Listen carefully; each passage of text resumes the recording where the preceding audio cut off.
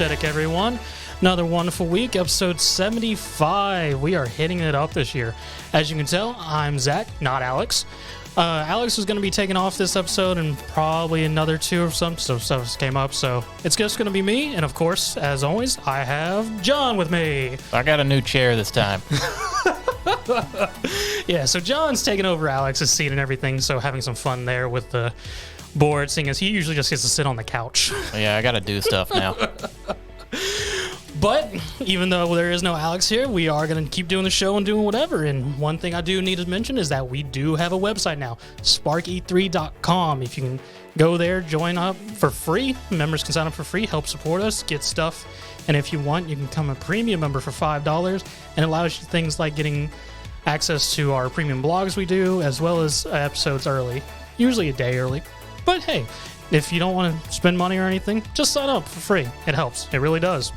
Besides that, we also, of course, have our other shows like AniMan Plus, which I'm actually going to mention at this point is also going to be taking a hiatus for probably a couple weeks while Alex deals what he does, because I don't think a solo show of just me is going to be very entertaining in the least. It's just going to be me ranting about Dragon Quest. I mean, someone out there is going to want to hear that. But yeah, so AniMan Plus will actually be going on a hiatus for a little bit. We'll hit back up through Twitter and whatnot, AniMan Plus, as well as a terrible football show. It'll continue going with all the guys, so don't worry about that. That's going to be going. And of course, Gamesthetic here, John and me got this down, so we're going to keep going as well. Besides that, we have a merch shop. Yeah, we have a merch shop along with our website, SparkE3shop.com. So if you want something with our logo or one of Josh's drawings, by all means, hit that up and let us know if you like stuff, because we are more than down for putting more merchandise out there. I'm honestly very curious of what other designs we're going to get on there for all this fun stuff. Yeah, and just also to mention out, we do have a Discord as well, which should be linked down below as the official SparkE3 Discord channel. Yeah, come join us there. We're somewhat active, trying to get used to it. It's weird having a Discord channel for our own stuff. I'm not used to using it for anything besides just general communication with people, so it's taken some getting used to try to actually use it. Yeah, but it is sort of nice if you want to come join, talk to us, shout at people, whether it be me, John, Alex, Shane, and Tyler there as well. So all of us there. I think I hit all the plugs. Yeah, no, I hit all the plugs. Yeah, if we didn't hit them here, we'll hit them at the end. If we think of something new, it'll come up at the end of the episode. Yeah. One thing I sort of do want to mention before we go into it, something I actually read which I thought was interesting was with the whole Blizzard stuff going on with them and Microsoft, and then I forget the organization's name that's been investigating, making sure everything's good there, is that Blizzard is supposed to actually have a Blizzard Activision is apparently supposed to have another Call of Duty supposedly coming out this year. Another one this year? Yes, supposedly. What? Yeah, no. I've got my whole problem with the yearly Call of Duties as it is. So, I mean, I'm with you there. It is sort of weird. This was sort of a rumor article I saw, though, so there may not be much into it. It's just one funny thing I thought. I was like, really? Another one? We just got a Vanguard. Was it that bad? I don't even know if it's just the fact that it's that bad, but half the problem with a yearly release cycle is your game's barely out when you're already starting to advertise your next one. Yeah. And then the other thing from the Blizzard side of the stuff is there's apparently going to be a Warcraft mobile. Like original Warcraft.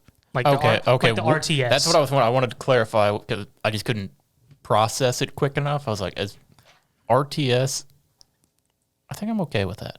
Yeah, I sort of saw that. I was like, that actually sounds sort of interesting. The only downfall to that is I thought about the Warcraft 3 remaster that sort of was a dumpster fire. Yeah. It killed the servers of the original game, which was still very active, that I came to find out later, and gave us that remastered, which it was a remastered game, but they got rid of a lot of good mechanics, and it was just a big old dumpster fire. Yeah, remasters are not doing so hot lately. There hasn't really been a good one, like a good like true remaster to come out in like the past 2 years that's actually done well. I mean, I don't remember when it came out. The Assassin's Creed 3 remaster upscale to 1 in PS4 was actually pretty good. Okay, yeah, because it's I guess it's the problem with games that do come out and just work and they're not like anything crazy is you just don't hear about them. You only hear Grand Theft Auto. Yeah, you only hear about the ones that come out and there's a bunch of problems with them. Yeah, but I mean, sort of one of the things that we want to mention in quick news is there's apparently someone caught a glimpse online of a Cyberpunk 2077 for next gen PS5 and Xbox Series X or X. Yeah, which right before we started, Alex was saying he's actually excited about because he wants to jump back into it when the next gen version becomes available. Mr. Rich Man with both his Series X and PS5. I mean, that's Alex. He's been a fan of Cyberpunk since the original release, and it's Cyberpunk. I mean, it's a good game as a core. It's just it had that awful release. Yeah, and with that, I mean, as I stated before when we talked about it, I didn't have any of the problems most everybody had. But then again, it's not really a game I've been necessarily itching to go back to. I've thought about it. Same. But it's the same. It's a thing that pops up, and it's like, I could play that or anything else in my catalog. I already have a large enough catalog of games that are downloaded that I'm not playing. I see it and go, I can play TFT. But you got anything, John? You see anything interesting this week? Well, we got some disappointing news, and that's that the Suicide Squad Kill the Justice League has been delayed to 2023. Okay, I was actually very sad about this. I was too. This is one of the games that, like, when it was originally announced, I was already excited, and I was like actually looking forward to, because a lot of the times I tend to just kind of have a muted opinion towards it at first. I'm like, we'll see, but I don't know. There's something about it just looked phenomenal. I mean, it's by Rocksteady, who did all the Arkham games up to the next one that's supposed to be coming out, Arkham Knights, which is being done by I think Arcane. I could be wrong, but so yeah, I was very happy because Rocksteady's combat is always very good. Like literally when Alex posted that article in our Discord, I went, "You saw my reply?" I was just fuck. Yeah, I saw it and I saw it. And I'm like, oh god damn it. Because that was supposed to, I don't know, had they set a date yet or not? I don't know if it actually had a date. It may have just had a 2022. Okay. Well, shit. I mean, I guess it's slightly a good thing because now it's out of the year that is 2022 and all the tons of stuff that's going to come out this year. So you have something to look for 2023. Yeah. Jumping ship on what is already a pretty full year, and potentially jumping into something just as full next year. We just don't know about it yet. Yeah. So, and then some more disappointing news, more for me and Alex, and potentially some more of our friends, was the Halo co-op in Forge has been delayed more, which I keep I want to play this campaign, but me and Alex had said before, we'll play it when the co-op comes out. It just keeps not coming out. I keep seeing this and go, I played it once. That was good. I played Halo Infinite. Yeah, I mean, it wasn't anything you were like itching to really play. No. And like the multiplayer's been fun, but I mean, I've had some fun with it. I'll jump into it every now and then, but it's not necessarily a mainstay in my catalog of games I'm gonna be playing. But I am looking forward to the campaign. But I always play co-op. The Halo campaigns co-op for the first time. So it's a little disappointing, but when it drops, still gonna play it. Man, we don't have the most upbeat news today. I was just looking at that. I was seeing the next thing on there. Just a string of bangers here. We got Battlefield 2042. Season 1 has been delayed until summer at least. That's rough. Man, Battlefield 2042 can't get even the smallest of wins. I was about to say, its player base is already hurting, and everyone's already gone back to either Battlefield 5 or 1, and now the actual first season's been delayed. That is rough. Yeah, its player base has been dwindling continuously, pretty much every week, and EA also has been refusing to even issue the sales numbers. That's funny, in my opinion, honestly. I mean, if they're not even telling us what's been sold, we all already knew it was a big flop, but the fact they're not even releasing sales numbers at this point, it's sort of just like, oof. Yeah, and then a random fun fact, insider Tom Henderson said his game crashed 10 times within 25 minutes. Now, that might be more crashes than I've had in most games I've played, like throughout entirety. I was about to see, honestly, Battlefield 2042, even though it wasn't as big of a mess, it's about at the level of Cyberpunk was last year. Yeah, it's not getting as much, like it didn't get near the hype, so it's not getting as much hate. Well, Battlefield 2042 also didn't have a 13-year development friggin' process. Well, that's true as well. But CD Projekt Red, everybody. yeah, and then let's see, we got some Hogwarts Legacy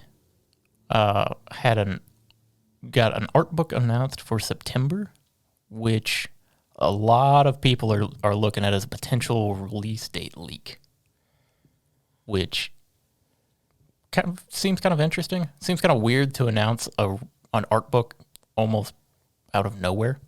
Yeah, it's Harry Potter crap. It's still, I mean, it's like there's been like no news or anything on Hogwarts Legacy, and then we got an art book. I mean, it looks nice from the trailers and stuff, the few trailers that are out there, but I mean, I've never been a big Harry Potter person. I mean, it seems interesting. I might touch it. Yeah. Well, hopefully we'll get some potential details for it next month or so.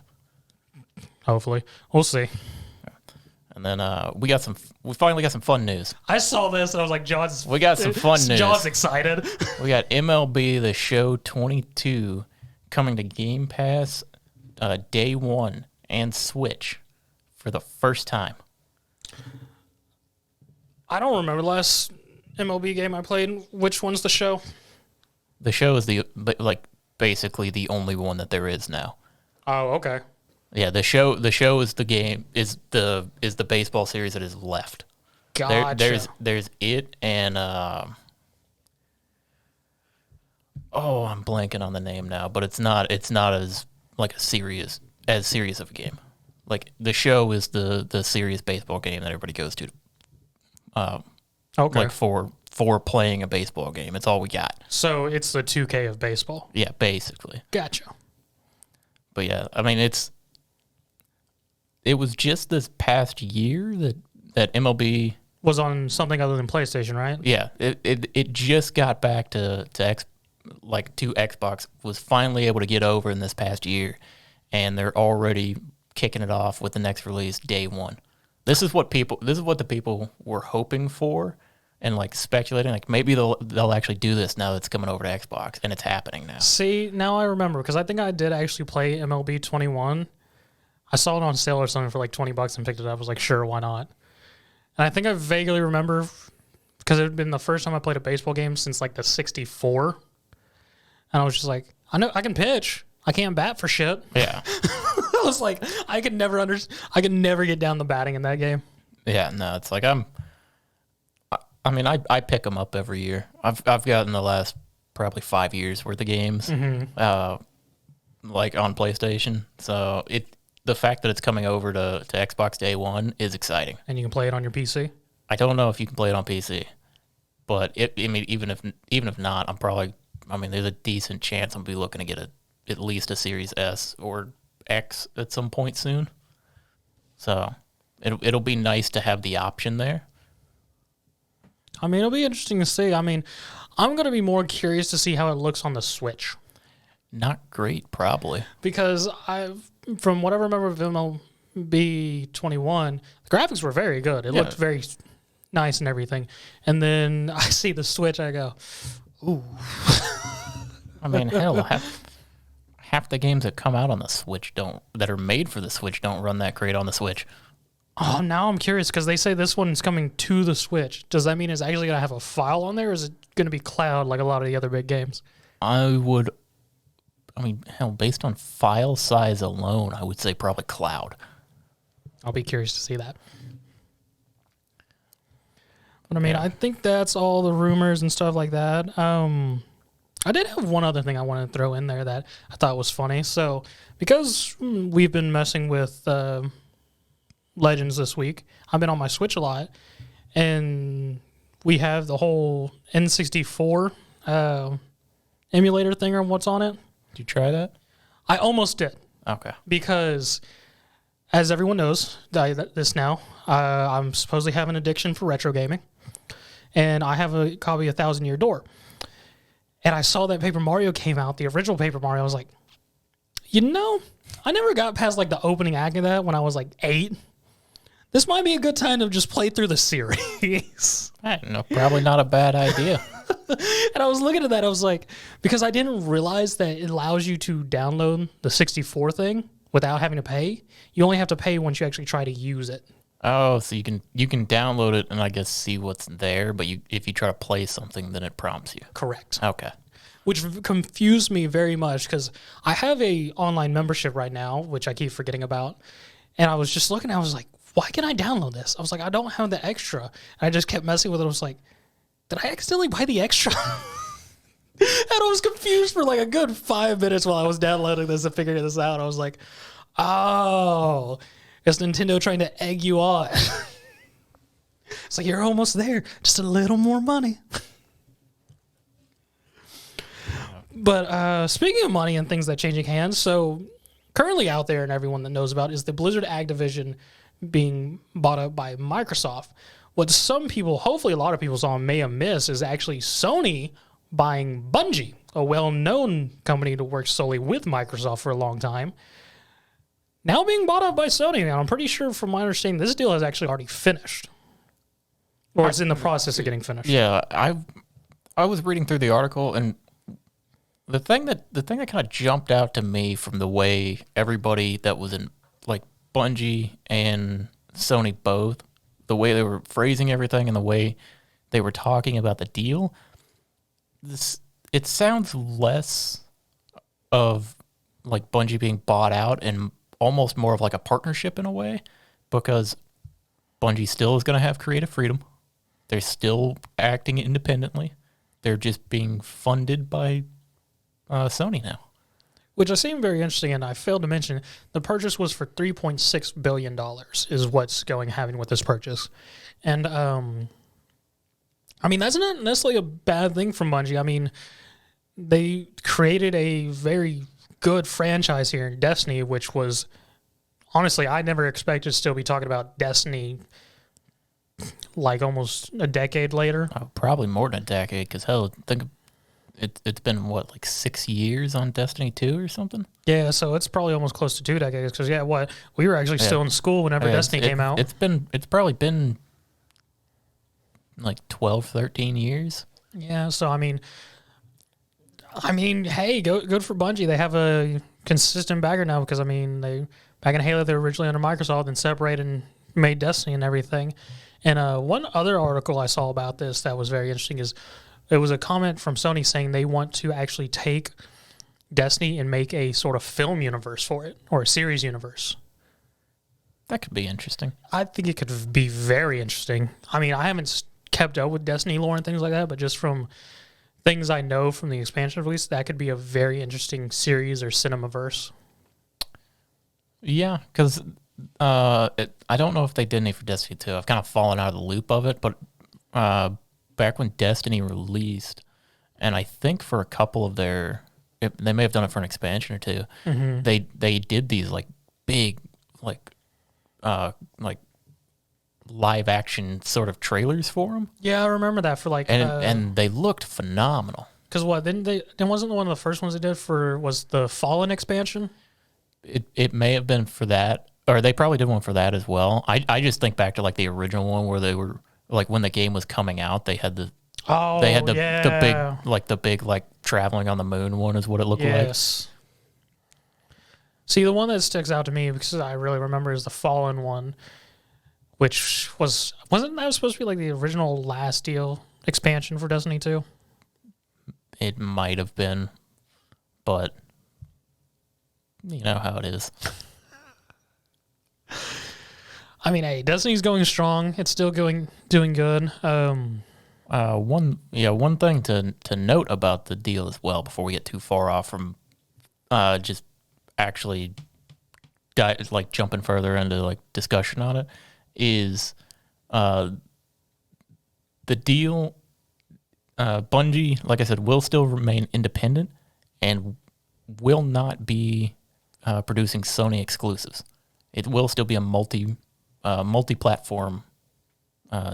All their games will be multi-platform coming out, which is where I kind of came up, or why I kind of mentioned the partnership as well, because Sony is letting them do the same thing they're doing, and just kind of, you know what, you're doing good. We just want you to be a part of us. Yeah, Sony's literally just going, we're going to give you money. You can continue doing what? We just want to also stamp our name right there with you. Yeah. When the copy sells, we want Sony on that box. I mean, that's sort of ingenious by Sony. I mean, they had to get out there. Bungie's a well-known company, even though, honestly, Bungie hasn't released any new IPs in forever. But, I mean, Destiny's strong. Just about everyone knows what Destiny is at some point or another. Yeah, which it is crazy that Destiny is still going as strong as it is, because I don't really personally know anybody that's still playing it. Mm-hmm. But I know that it's got a decent community with it. Yes. And I guess it's almost crazy in my head that Bungie, who I've only associated with Destiny for like the past decade, apparently Destiny is worth $3.6 billion, which is kind of where I thought of it with it. I'm like, damn, Destiny must have been popping lately. I mean, hey, just think how much the Halo series would sell for if it wasn't a Microsoft IP back when Bungie was doing Halo. Yeah, Microsoft would have said, you can have Bungie, but you can't have Halo. Yeah, that wouldn't have happened. But also other thing to note about this is that Sony has apparently 10 live service games in development by 2026, including Bungie working on a major new IP. I'm actually very happy about this. I'm curious to see what it is. I'm going to guess space shooter. If it's not a space shooter, everyone would go, Bungie, what are you doing? It's going to be a shooter that takes place somewhere in space. It's kind of their specialty. But in all seriousness, I am excited to see what their new IP is going to be. I'd like to see if they attempt to take a departure from what they are known for, or if they're just going to stick with it. You know what it will be? Bungie Mass Effect. Sure, why not? I mean, I'll be very curious because, I mean, at least nothing that I can think of, unless there was like some offshoot games that people missed or went under the radar. Bungie has literally just done space shooters. But it's what they've been good at, and it's what they've succeeded with. And like Sony apparently having 10 live service games planned for the next few years. Why not pick up the company that's done the best job with live service games in like the console and PC, as opposed to just PC? Why not bring in the people who've done the best job that everyone's still trying to emulate?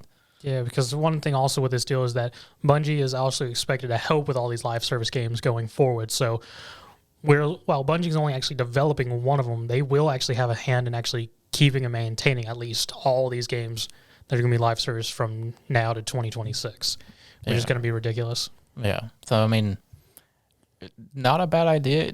I don't...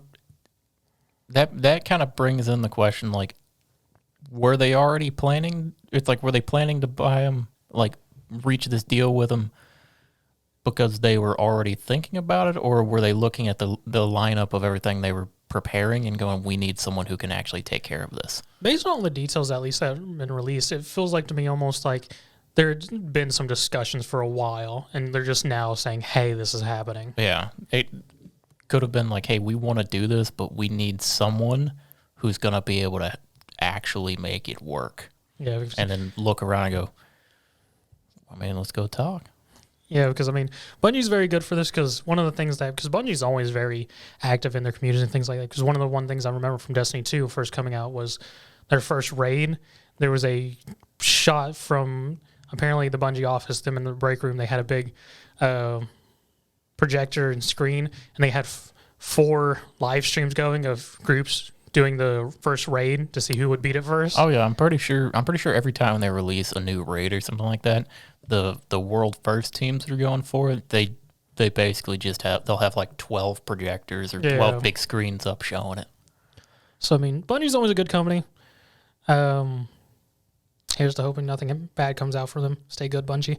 Yeah. Don't just because you're getting some help. Well, I actually thinking back on that, because this deal is going through. Man, it's been a weird like decade for Bungie, because Bungie was kind of there. Okay. Bungie was acquired by Activision Blizzard. Bungie didn't want to be a part of Activision Blizzard and got out of it, and then a couple years later pairs with Sony. You're right. I forgot about that Bungie was part of them and got out of it. It's like they wanted their freedom, and then apparently they're still getting their freedom, but now they're getting now they got Big Brother Sony. Yeah, they got the big brother there to hand them the extra support. You know, still thinking about the IP. Now I'm hoping it's going to be some weird, because it's Sony that's going to be having the name on it. I highly doubt it will, but I can always hope for some weird JRPG shooter crap. I knew you were going there. Second you said Sony. I can always hope. I mean, I doubt it's going to happen, but I can always hope for a weird crap like that. Yeah, I would be curious if with their new IP, if Bungie was like, you know what, we're making a new IP, we're not doing live service this time. That'd be really weird considering they're being purchased to help with a bunch of live service games. Yeah, but I mean, you already got a bunch of them going. You don't have to loot the market with your own company. I mean, I hate to switch this topic, but from trends and everything going on, we're going to a strictly live service future, unfortunately. As much as I dislike it. Yeah, that's why it would be nice for some of these new IPs to just be contained stories. Like Pokemon Legends Arceus. I don't know how to say it. It's whichever way you want to say it. Everybody says it. It's 2 ways. As long as you say it one of those 2 ways, you're good. At least as far as I'm aware, it's not live service. If it's live service, fuck. I don't... Well, I think when we were talking last week on it, it was maybe potential for a DLC to be added on, but... The main game's there, so I'm going to call it as not live service. Yeah. You can trade in stuff if you really want, but... Yeah, it's not a live service game in the standard sense of what we've been taught to believe it is. Correct. And I mean, that's been a big friggin' time killer this week for me. Yeah, you were saying you actually put some time into it, because I didn't know if you had actually been playing it. I haven't been paying attention to anybody playing. I mean, with the bit of time I've had available, because we've had some crap weather, and I have a crud job that I still had to work in. I shouldn't say that. I actually like my job. So I managed to get some time in. I'm probably about 23 hours in, but I've decided to do a weird thing of make a very stupid team and not progress through most of the game until I have it. Because I've literally only beat 1 noble. I've only been into the Grasslands and the Mirelands, and I just actually got Ursaluna yesterday. Okay, when you say you got Ursaluna. Like actually riding mount. Okay. That's what I was assuming, but I was... No, I have not evolved my friggin' Alpha Ursaring into it. You know how, though, right? Yeah. Okay. I mean, I can go do it if I really want to. I just don't. Okay. Yeah, no, I've put a decent amount of time into it in the last week. I think when we talked last week, I was about 8 hours in. I'm somewhere in the neighborhood of 30. I'd say 30 to 35, somewhere in there. Mm-hmm. I've beat every noble. I've done several of the story missions, and I think I'm on one of the last couple story missions. I don't know for sure. I backed away from it, and I'm swapping up my team a bit. Swapping up my team, trying some new stuff. I went back and was trying to complete some of the areas because I haven't been focusing too much on the decks, or like catching everything. And then when I started going back and actually looked at the decks, I've basically seen every mon from every zone, or almost. And most of it is just, at this point, most of it's just evolutions. Yeah. No, it's sort of funny. So I'm at like 26 and I've defeated one noble. John's at 35. Yeah, I'm like maybe 5 to 10 hours ahead of him. And he's beat all of them. And then when we were talking to Alex before we started this, Alex is like 50 hours in, and he's on the last noble.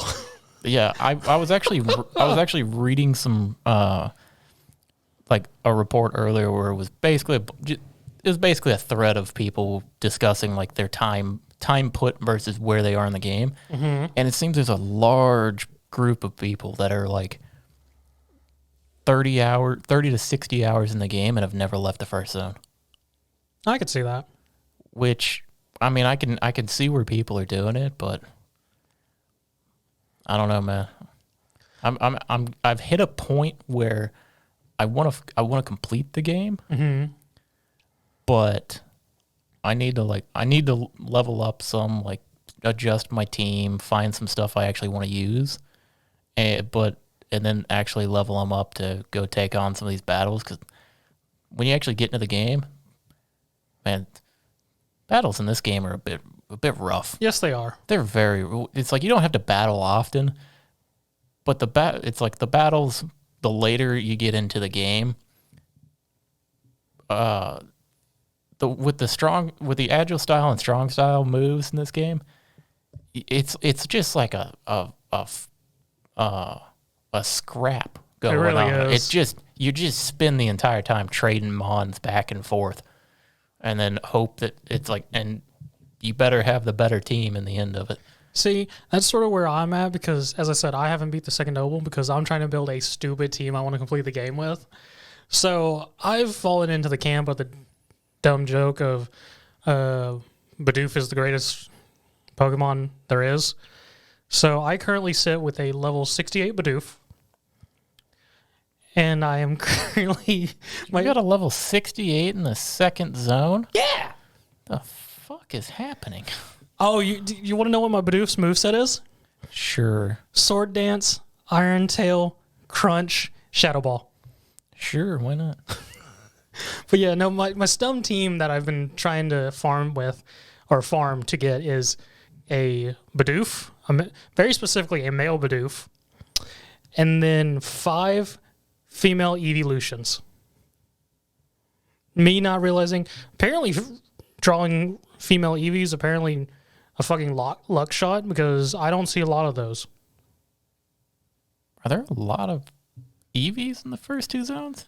There is an EV spawn in the first zone. I know there's. I found the one in the first zone. And then time distortions. Yeah, I was gonna say I see a lot of them in the time distortions. Yeah, for the most part, most of the spawns I've seen are time distortions. Just because I've been farming time distortions, I have literally all the evolution items. So I can anything that needs a hold item, I can just throw it to them.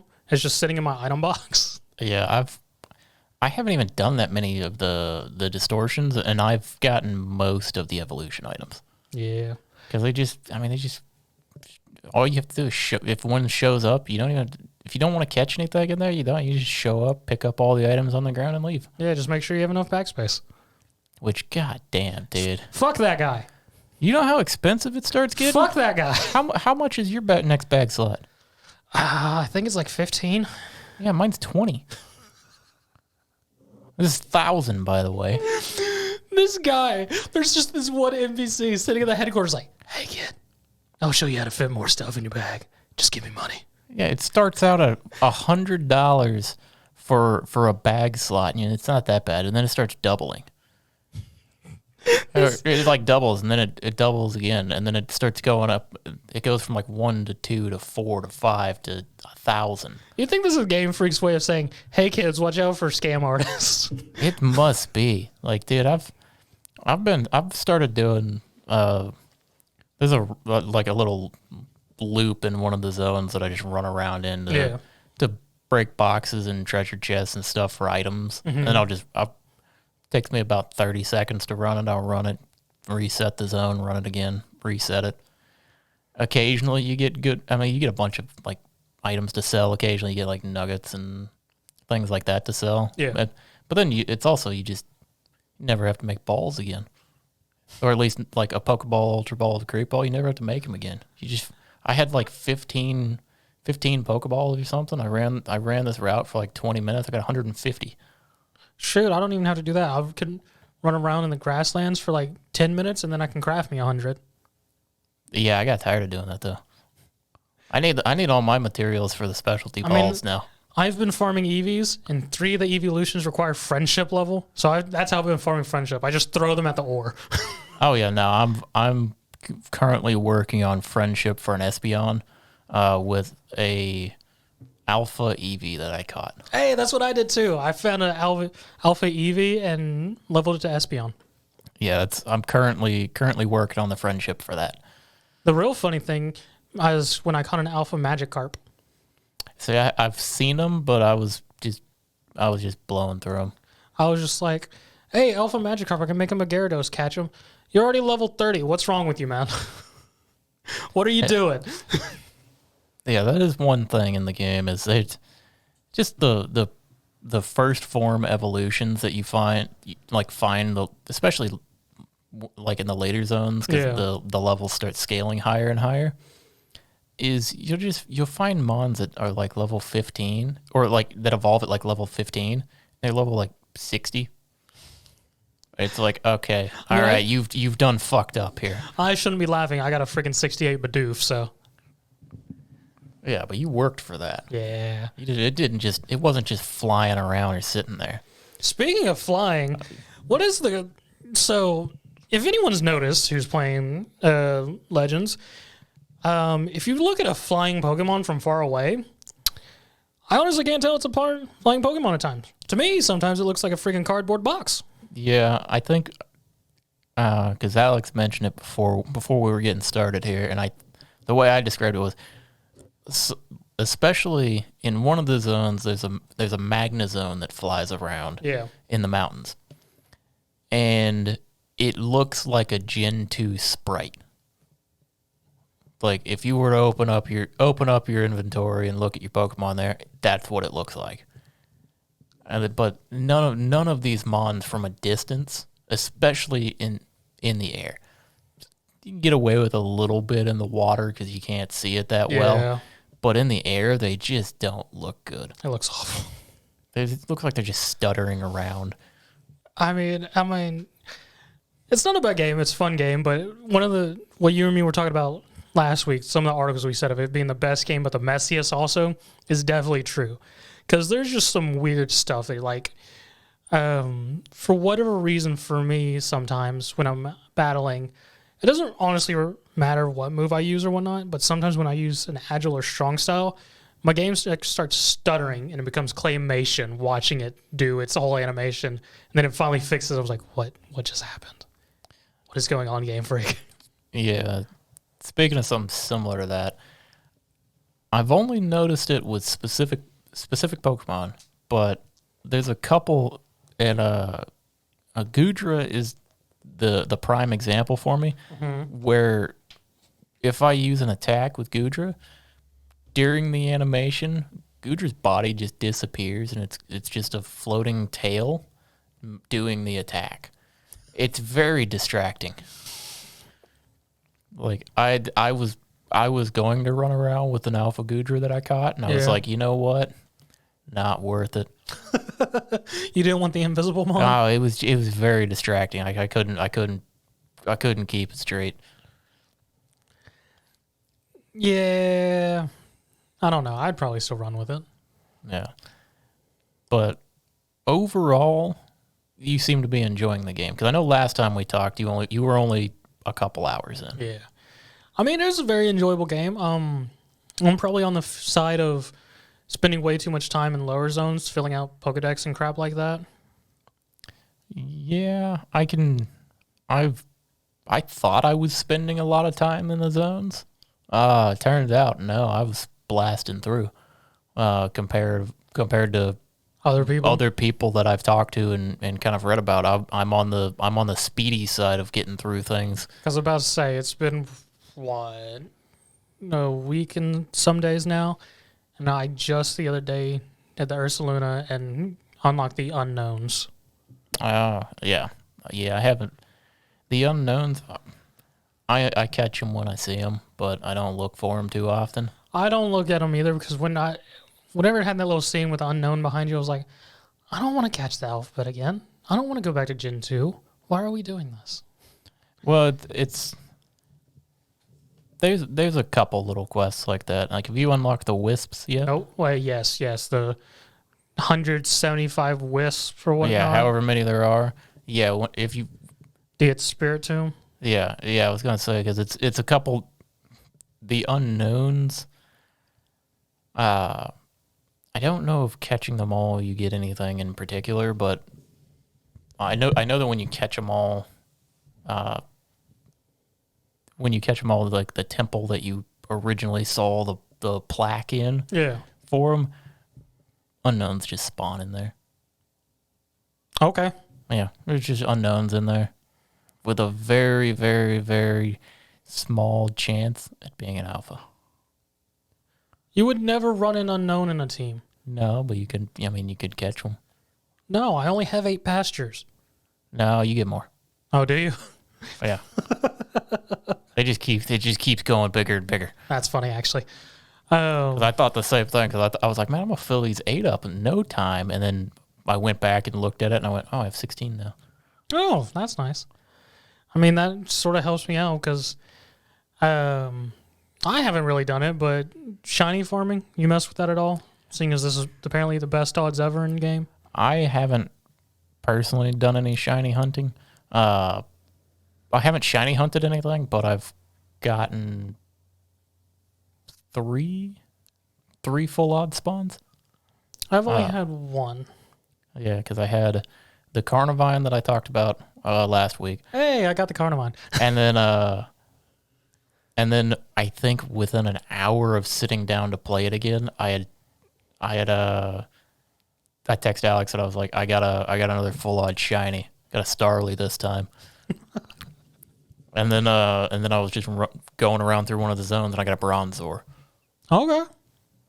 So it's like I haven't done any. I've just come across them naturally so far. I don't know if I'll get into it.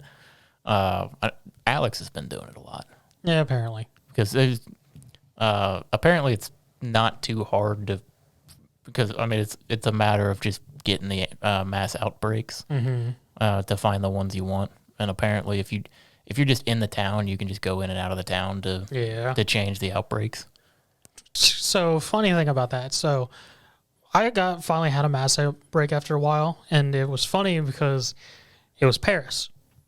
Fucking Paris. And after our cast last week, I started seeing this week on Twitter and stuff of people just coming out to find that Paris is the most aggressive Pokemon ever and most annoying. It's the worst one.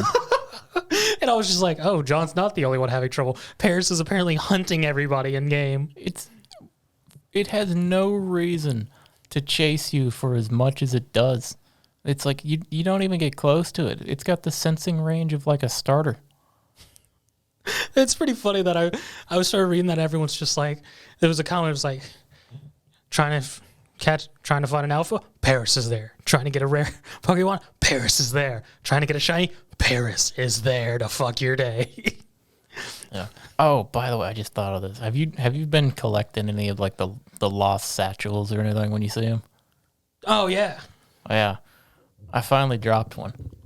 Okay. Because apparently you drop one if you black out in the world. Yeah. I was trying to do a mass outbreak for quillfish. Okay. Man, these fuckers are aggressive in numbers, man.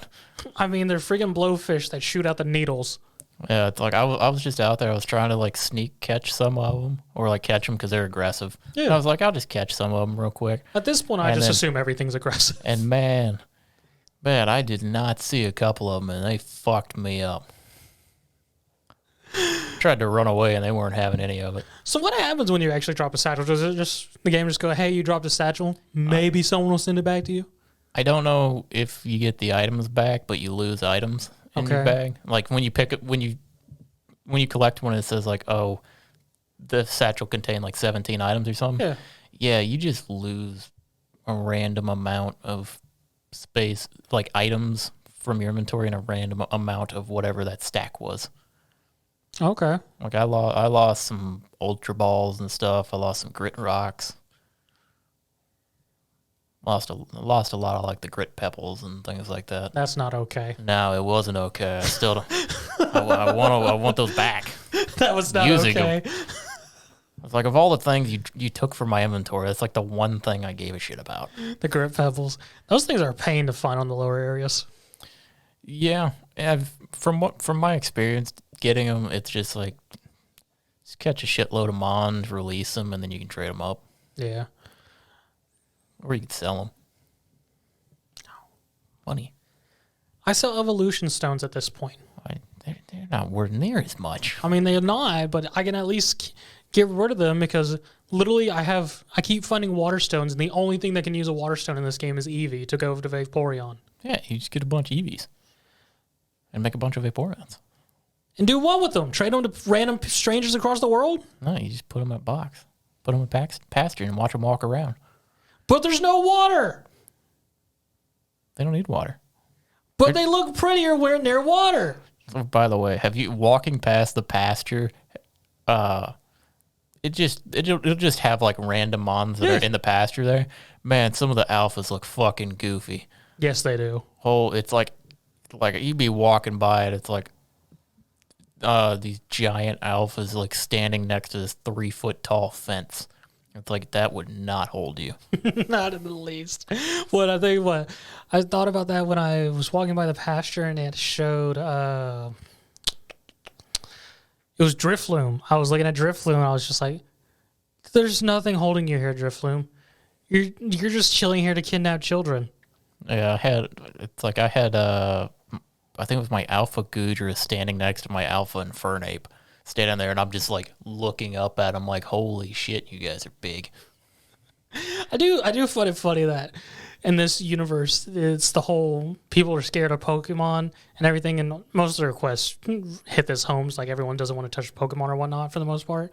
I'm just thinking, like, so these Pokemon are aggressive for the most part, but apparently after you catch them in a Pokeball, they're just me like, "Fine, I'll listen to you, human."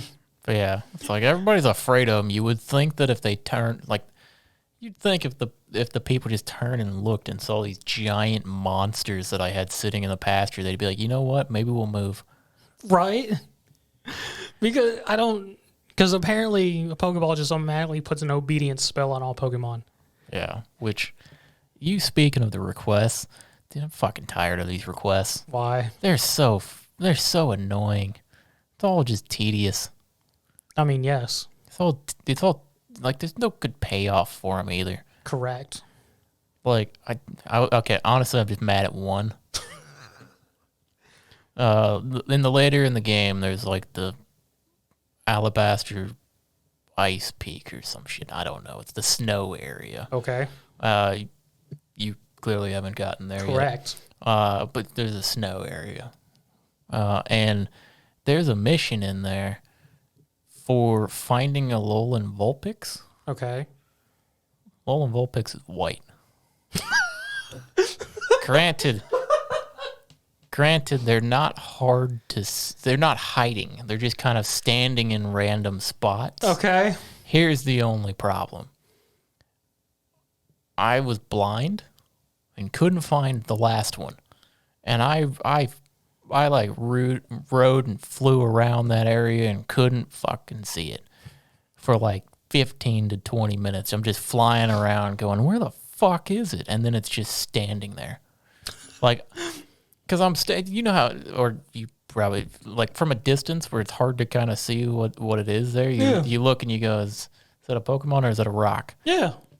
That's kind of where I was at because I'm flying around. I'm like, it'll pop in eventually. And it just wasn't popping in. I mean, it's like some people have been posting through Twitter and whatnot, the random levitating Pokemon randomly. I don't think I've seen that. Yeah, no, people have been getting screenshots and whatnot of just Pokemon randomly levitating in the air or on trees. Someone had like an Apom that was asleep levitating into a mountain. Okay, that's more believable. I mean, that's funny, but that also brings a thing that I've been questioning through the game a bit. It's like, so it's a low in Ninetales, but then the Hisui region. So wouldn't it just be a Ninetales to them? How would they know that it's specifically on a low in Ninetales? It's a guy who traveled from Alola, or the region. Okay. He traveled from there and brought them. Which brings another question. There's been a reference to Lola and I think the Gen 5 area. There was one other reference to the Gen zone. I'm just thinking, so we know these areas exist in this time period, and people are talking about future games. So there is a possible prospect of seeing those other areas, correct? Maybe. I don't know, because I don't... Because we've discussed... They're just briefly mentioned, but yeah, I guess that could be like I guess you were going to say like... So they exist in the universe here, and we have possible DLC. Because could we possibly actually see those regions? Because you're taking like a survey team getting all this information about Pokemon. And you're only limited to so many Pokemon in the Hisui region. Yeah, see what I'm saying? Yeah, because there are multiple people that you end up talking to that are like, oh, well, we've traveled here from across the sea, but it's like they don't really say where they came from. Yeah. So it could, maybe there could be additional like islands or places that we could go to. Which I would be okay for. Anything besides the shit I've been looking at. Man, these zones are getting old. Oh, speaking of looking at crap, have you changed your character's outfit at all? Or are you still rocking default Galaxy uniform? Finally changed it. Okay. I got like a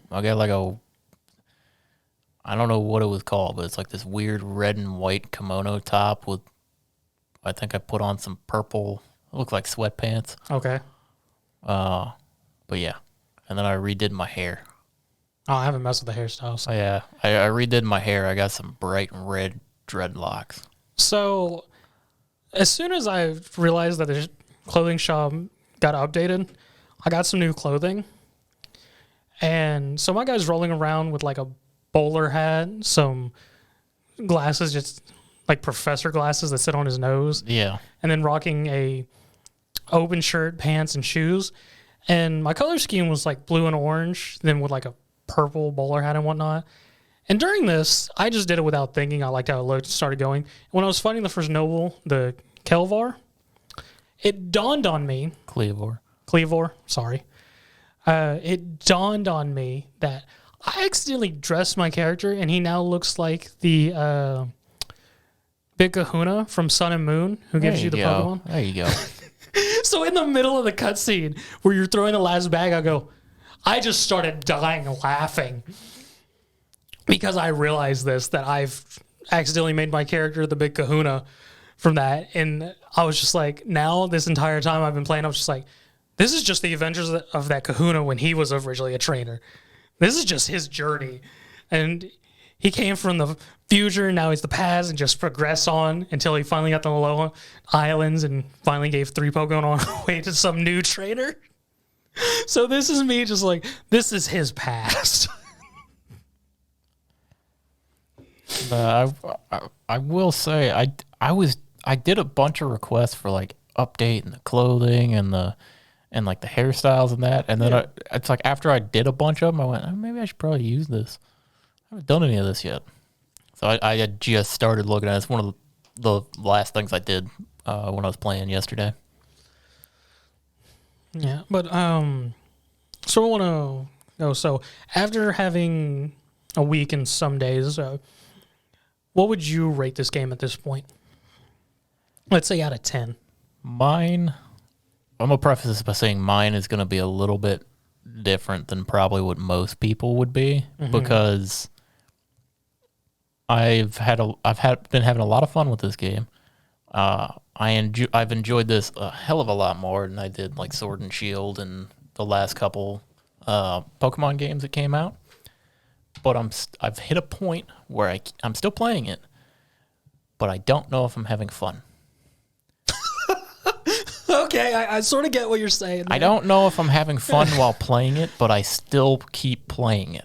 I see what you get there because I mean I could definitely see the grind of doing like Pokedex and certain things when you determine yourself. Well, it's the fact that like I've gotten all the zones, I've completed most of the story stuff, and I'm like, okay, I've got almost every mon done. It's like I've got some evolutions to do, and I got a couple rare spawns to get. Yeah. But other than that, I've got all of that. So let me go craft my team that I want to actually beat the game with. And then it's a pain in the ass because you gotta go. It's like you gotta go find them. It's like maybe I want an alpha of it, so now I gotta keep resetting the zone or look for an outbreak or something and hope one of them spawns in as an alpha. See, I just decided a team, and I'm just like, if it's an alpha, cool. If not, I'm just roll with it. See, I like having the alpha because I like having the one that's just stupidly big. Like if you see some of the size comparisons, like if you have an alpha and a regular one, you just throw it next to it. It's like 2 to 3 times as big. It's dumb. But yeah, it's like I don't know if I'm still having fun with it. I keep playing it, like I said, so that's got to give it something. Honestly, I would say 6.5 to 7, 6.5, 7, somewhere in there. I was about to say, my personal rating, I would give it a 7. I mean, I've been having fun with it, even though I'm still just in the lower areas. It's a nice new take on Pokemon that I've enjoyed. It's mostly me having fun with the dumb things I've decided to do. Yeah. What I will say is this game, after having a little bit more time with it, this game is a phenomenal concept. Yes. And if they stick with this and decide, you know what, polish it? Say like every other release, basically, like how they had a Let's Go, how they've done like some of these remaster or like remakes and stuff, throw this in that loop. Throw it in there, maybe like kind of how they did this one. You do a remake and then 6 months later or something, throw out another one of these games. If they do something like that, I will be extremely excited for the next game. But for this one, I've been having a lot of fun with it. Still playing it, less fun, but I've kind of gotten bored because with the main story kind of coming to an end, and like basically me just trying to craft my team out, I'm looking at it going, I've kind of just got the decks to complete now, but it's not fun to do. Mm-hmm. Like, especially with how some of the rare spawns in that are, or like some of them, it's like some of the mons you have to get from like a shaking tree or something in a specific spot in a zone. Yeah. It's like, show up, it's like, I don't want to be resetting the zone looking for fucking shaking trees. I'll go do something else. So it's like I tend to spawn into a zone, run around, see if anything I need is there, and then just leave. Yeah, that could definitely get tedious. I probably won't bother with that. Yeah, so it's like some people are going to have a lot of fun with that. Some people are going to, it's like a bunch of people are going to probably get into shiny hunting in this game because of how, like, once you kind of get everything done, when you get the shiny charm, you get all the research complete. I mean, you've got the best odds ever, really, or best odds in a Pokemon game, really, for shiny hunting. So a lot of people are going to get into that. And I know a lot of people are saying this is potentially their the best Pokemon game. I can see where they're coming from, but for me, it started to lose its magic a little bit. I mean, I'll definitely be interesting to see where they go with the next game, whether it be Gen 9 or maybe some other spin-off in this avenue. I'll definitely give it a try regardless, depending on if they decide to sort of keep this sort of formula they've started with Legends, or if they're going to go back to the traditional turn-based combat and all that fun stuff, which a lot of people may have a bit of trouble with actually after how streamlined this game's been. Yeah, I mean, like I said, another version of this game, or like an updated version where it's been polished more, a little more life been put into it, and I'll be extremely excited for it. Next generation, I mean, I'll play it. I'll have some fun with it. It'll be weird if they do like another mainline game. Mm-hmm. It'll be weird going from this to that, where this one you have a lot more freedom to do whatever you want. Yeah.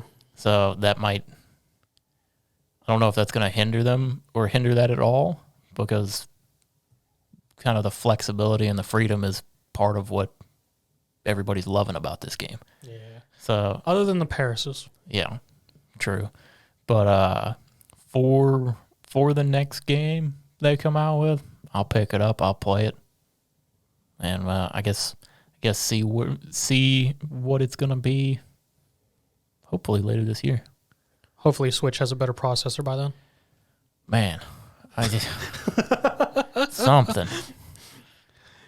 When I look out in the distance and I'm just like, is that a block out there? Yeah, it'll be nice when the Switch gets a little bit of an update, whether it just be like new hardware, like a newer model, or like a next generation of it. Whichever way they want to do it, it doesn't really matter. It just needs it at this point. Yeah, at this point. But any last notes, comments about anything we got? Something you remember that you saw this week? I guess I'm gonna just say it's not necessarily as relevant this week as it would be next week, but all of the news for TFT set 6.5, if you haven't got tired of me and Zach rambling about that every now and then, all of the information has been announced and I believe is on the PBE. So looks like we've got that to look forward to in about a week and a half. Oh, I do want to note this, seeing as it has arrived and AniMan's going to be on break for a little bit. I want to let this know that it's out there. Oh, okay. Now I know what he's getting. So me and Alex have joked about this, and it was a thing. If you watched in our year wrap-up video of this sort of existing out there, we now have one, and it exists. If you actually see this, I hope Alex sends it to you. What he's holding up is a throw pillow with a portrait of our friend Josh on it, who is a co-host at AniMan Plus whenever he comes back and gets done with dealing all the crap he has to deal with. Yeah, so they've been telling him for a long time that they were going to get a pillow with his face on it, and he didn't think it was going to happen. And now it is here.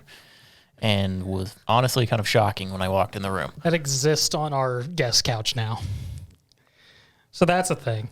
Now if I can only get Alex to agree to our mascot spider that he won't kill if I leave it here.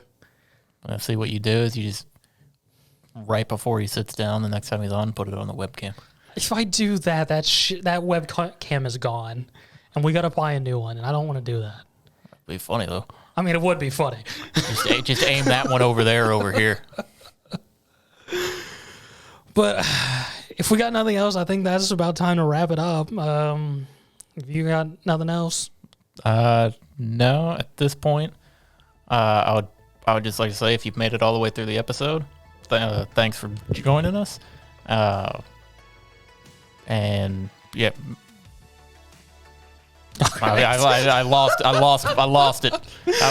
I had more and I lost it, so I just stared at you. Well, while I go through my ramble, you may think of, but if you're all watching this or listening to it, like, comment, subscribe, rate, whatever your platform allows. It does help. If you're all watching this on YouTube and you like what's going on, you can hit that subscribe button to help us out and get the YouTube channel more up. And you can also hit the bell if you actually want to know when any of our videos go up, whether it be this show, AniMan Plus, whenever we come back with that after a little bit of a break, Terrible Football Show, talking about movies and stuff if we do that again, which I need to ask you, John, are you watching a Vox Machina at all on Prime? Yeah.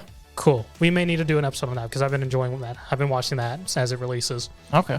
So we may actually release an episode of that here soon once that series all comes out and everything. We